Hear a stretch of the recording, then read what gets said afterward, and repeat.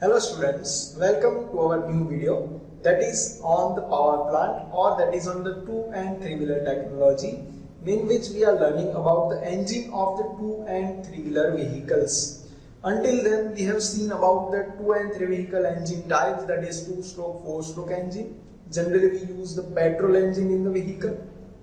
Also we saw about the carburetor that is used in the 2-stroke and 4-stroke vehicles, in which the fuel and air is mixed before sending it to the inlet valve of the engine.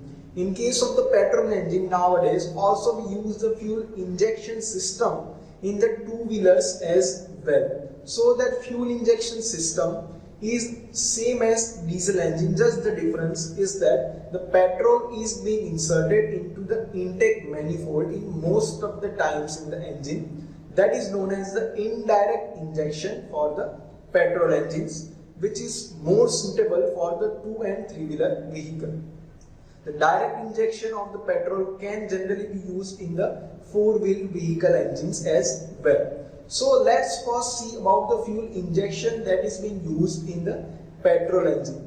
In the diesel engine, what we do is that we first take the fuel from the fuel tank, then we pressurize the fuel in the fuel pump, and after pressurizing the diesel, we supply the diesel with the help of the fuel injector. The same thing will be done in the petrol engine as well, that the fuel pump will be connected to the petrol tank. From that, the petrol will be pressurized, and after pressurizing the petrol will be supplied with the help of injector either in the intake manifold or indirectly in the engine. But in case of the 2 and 3 wheeler, direct injection is generally not done or not used in the vehicle.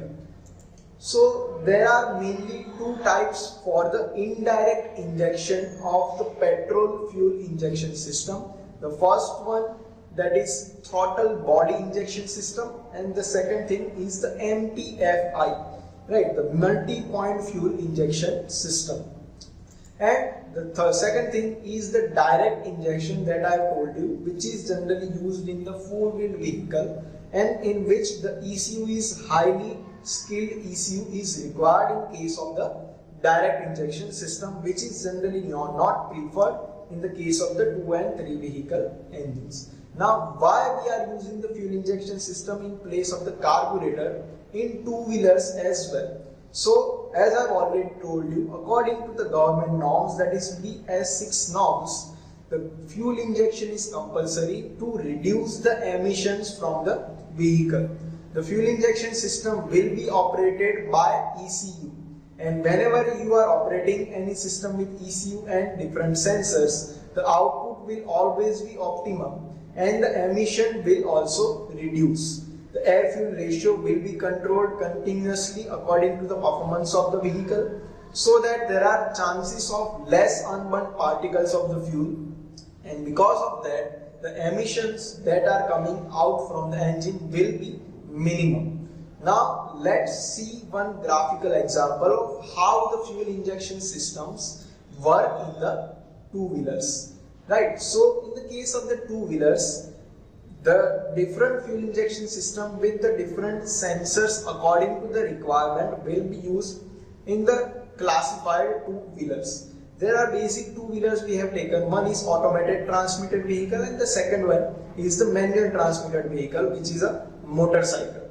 In case of automatic transmitted vehicles, the fuel injection system that you can see right now is that in the case of the fuel injection system that we use in the Activas or other Jupiter type of vehicle. So in that, first the ECU will be connected, which will manage the operations of the engine, so that it is known as the engine management. All the circuits right now you can see from which the current is being passed is the sensors which is connected to our ECU. The ECU will operate from the output which is being read from the sensors. You can see right now that the fuel supply will be done with the help of the fuel tank, which is connected with our ECU, and the fuel injection will be done with the help of the fuel pump. You can see the canister purge valve which controls the airflow into the engine. Right now you can see the throttle body. The throttle body will only supply the air into the engine, and with that the throttle position sensor will be attached, which will measure the position of our accelerator and will supply the fuel accordingly. The fuel injector, right now you can see, supplying the fuel in the intake manifold from which the air is being already supplied, right? So you can see right now the fuel and air is mixed before getting into the inlet valve, and after it gets into the inlet valve, the normal operation of the engine will be done with the help of the fuel injection. Now let's see about how the management works of the engine. For that, first thing is crankshaft speed sensor will be attached, and with the help of that also the lambda sensor, or we can say the exhaust O2 sensor, is attached. Exhaust O2 sensor measures the oxygen in the exhaust. If the oxygen is more, then we can say the fuel is lesser burnt in the engine, the oxygen is getting out from the engine. Here you can see the modified or the extra modified version of the fuel injection system, which is used in the motorcycle. In the case of the motorcycle, some extra sensors is used. You can first see the air pressure and temperature sensor, which is connected with the inlet manifold. From that we can control the air fuel ratio that is being supplied in the engine. That will be done with the help of ECU. So in the case of the motorcycles, you can see the temperature sensor is also attached to the air before it is getting inserted into the throttle side. Third one is the NOx sensor. NOx sensor gives us the value of the chances of knocking in the engine, and it will prevent the knocking in the engine. So these are the sensors which are required to keep the fuel injection system running in the two-wheelers, right? So we saw about the different sensors, such as one of the important sensor was the lambda sensor, or also known as the exhaust O2 sensor. In the case of the exhaust O2 sensor, it measures the exhaust oxygen which is being coming out from the exhaust of the engine.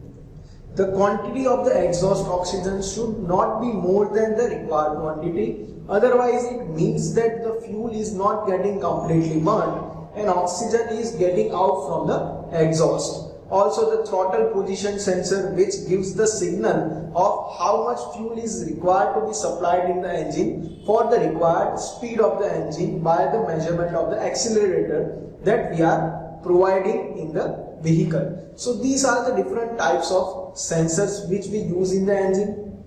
Now let's see the difference between two indirect injection types, and we will see about the circuit of these types. The first one which we can see right now is the throttle fuel injection system. In the case of the throttle fuel injection system, we can say that the fuel is being injected in the intake manifold.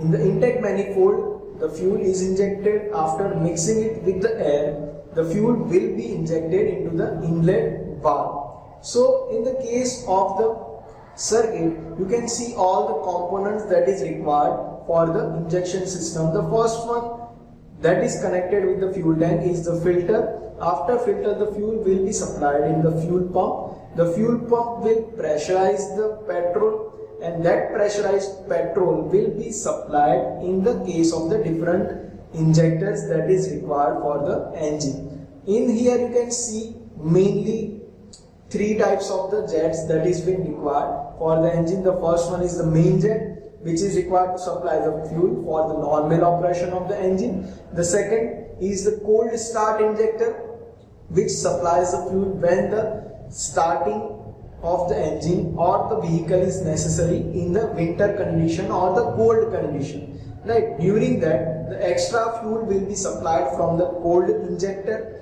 And the third one is the idle jet injector, in which the fuel will be supplied during the idling condition of the engine. So in this case, the different sensors are also used. In the case of the sensors, there are, we can say, the throttle position sensor, the air pressure sensor, the fuel pressure sensors. All these sensors are required so that the ECU can supply the fuel according to the requirement. This figure shows you the MPFI system, that is multi-point fuel injection system. This is only used when we are using the multi-cylinder engine. In the single cylinder engine, we don't use this MPFI system because there is only one point where fuel needs to be injected. In the case of the multi-point fuel injection, the fuel will come from the fuel pump. From that, the 4 lines will be given for 4 different cylinders. The 4 injectors will be given on that manifold as well. This is the only basic difference between the single point and multi-point fuel injection. The operation will be similar to that throttle fuel injection system. There is not much difference in that case. So we saw about the fuel injection system, why it is necessary, and what are the benefits of the fuel injection compared to the carburetor. Right? In case of the fuel injection system, we can also get the better air-fuel ratio, better speed, better power, and better efficiency of the engine. And with that, we are reducing the emission to match the norms, that is Bharat State 6 norms that is been implemented last year by the government. So to match all the criteria, the fuel injection are necessary in the two-wheelers as well. So we need to pay some extra to get the new models of the two-wheelers, which is BS6 compliant. We almost pay 10% extra compared to the lower model. So this was the basic reason for that. So in this video we saw about the fuel injector. In the next one we will see further about the engine systems. Until then, thank you so much.